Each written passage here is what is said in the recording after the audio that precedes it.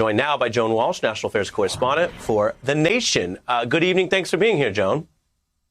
Thank you, Ari. Thanks for having me. I want to get to several pieces of this, but I've always found you to be right in that common sense middle ground, very informed as a journalist, but thinking these things through as a human being.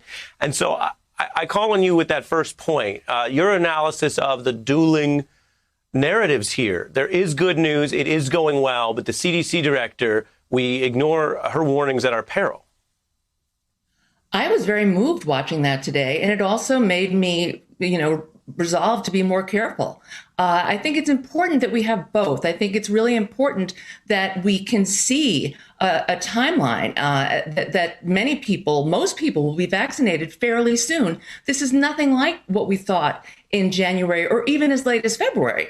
And so, for me, it gives me hope and it gives me the capacity to keep wearing my mask and not do anything stupid. I don't know how it works for other people, but I think that both messages are profoundly important because she's right. I mean, numbers are going up in New York City, in New York State. Michigan is really scary. And I think we have to keep telling both stories. Yeah, fair. As for the other story I mentioned, which is you can see a little bit, don't take my word for it, 7 out of 10 Americans are looking up and going, COVID with this president, COVID with that last president. Both obviously big challenges. You can't blame a pandemic on any person or politician, obviously. But it seems that most Americans, including a heck of a lot of Republicans, see the new president handling it better than the last one. And here are some of the reasons why, if you dig in. The Washington Post reporting former CDC Director Redfield said political meddling with very important things like the morbidity and mortality weekly reports were a problem and went even further than was reported at the time under Trump. And then take a listen here to Dr. Birx. There were about 100,000 deaths that came from that original surge. All of the rest of them, in my mind, could have been mitigated or decreased substantially if we took the lessons we had learned from that moment. That's what bothers me every day. Joan, the doctor speaks diplomatically or perhaps politically. I'm just going to translate for your response. The meaning of the words she said is that she medically views the bulk of the later COVID deaths as having been avoidable if President Trump didn't fail so badly. Your thoughts? I have a hard time with this, Ari. I'm glad she said it to Sanjay Gupta at this point, but it would have been great if she'd said it a year ago. A year ago, she was reassuring us that the president had fantastic mastery of the data and scientific evidence. And because he was such a successful businessman, he was really good at that stuff. We knew that was a lie then. We really did, or most of us did.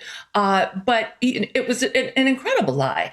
And she went on standing next to him. I mean, sometimes she looked sheepish. That shot of her the day he talked about, injecting bleach, she was definitely not looking her best. But I find it hard, and I find it hard to listen to Dr. Redfield as well. I really think that if a lot of these people, if not all of them, had resigned, that would have had a bigger impact than what they're saying now. I let Dr. Fauci off the hook a little bit because I do believe it would have been worse if he were gone for sure.